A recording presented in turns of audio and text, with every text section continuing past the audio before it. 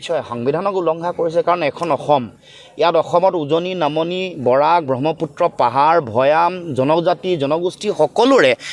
যেটো অধিকাৰ এটো ৰক্ষা কৰাটো মুখ্যমন্ত্ৰীৰ দায়িত্ব মুখ্যমন্ত্ৰীয়ে শপত যেটো লৈছে শপতনামা আপোনালোকে চাব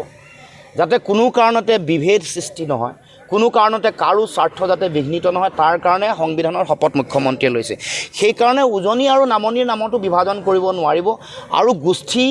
বা ধৰ্মৰ নামটো কাকো বিভাজন কৰিব নোৱাৰিব আমাৰ মূল কথাটো হ'ল যে বিদেশী যিসকল আছে তেওঁলোকক চিনাক্তকৰণ কিয় নকৰে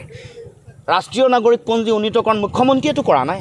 20খন ট্ৰিবিউনেলৰ কোৰ্ট আছিলে কোনে বন্ধ কৰিলে হিমন্ত বিশ্ব শৰ্মাহে বন্ধ কৰিলে তাৰমানে বিদেশীটো চিনাক্তকৰণ কৰি বহিষ্কৰণ কৰিবলৈ মুখ্যমন্ত্ৰী হিমন্ত বিশ্ব শৰ্মাৰ তেওঁৰ কোনো লক্ষ্যৰ উদ্দেশ্য নাই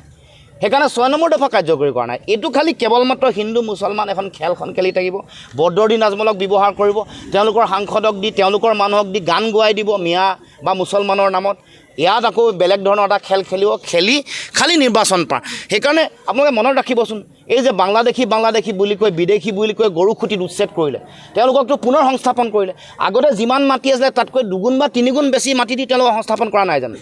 তাৰমানে আমাৰ কথাটো হ'ল যে সঁচাকৈ বিদেশীসকলক বিতৰণ কৰিবৰ কাৰণে হিমন্ত বিশ্ব শৰ্মা চিৰিয়াছ হয় নেকি নহয় হ'লে ৰাষ্ট্ৰীয় নাগৰিকপঞ্জী উন্নীতকৰণ কৰিলে হ'লে অসম চুক্তিৰ 6 নম্বৰ দফা কাৰ্যকৰী কৰি খিলঞ্জীয়া মানুহক সাংবিধানিকভাৱে সুৰক্ষা দিলে হ'লে নিদিয়ে কেৱল মাত্ৰ এইটো এটা শ্লোগান আৰু তেওঁ এনেও বদৰুদ্দিনৰ লগত এইটো সম্পৰ্ক আছে তেওঁ অসমত উজনি অসমলৈ আহোঁতে তেওঁ খিলঞ্জীয়া মানুহৰ অধিকাৰৰ কথা কয় নামনি অসমলৈ গ'লে তেওঁ মুছলমানক তেওঁলোকে মাটি দিম বুলি বসুন্ধৰা আঁচনিৰ অধীনত মাটি দিম বুলি শ্লোগান দিয়ে এইটোৱে এগৰাকী হ'ল মুখ্যমন্ত্ৰী গতিকে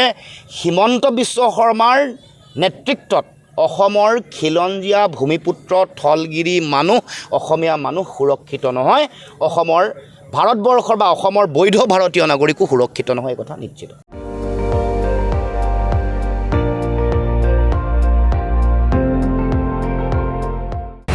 আপুনি চাই আছে ND24 সৰ্বশ্ৰেষ্ঠ নহয় সৰ্বোত্তমৰ দৌৰ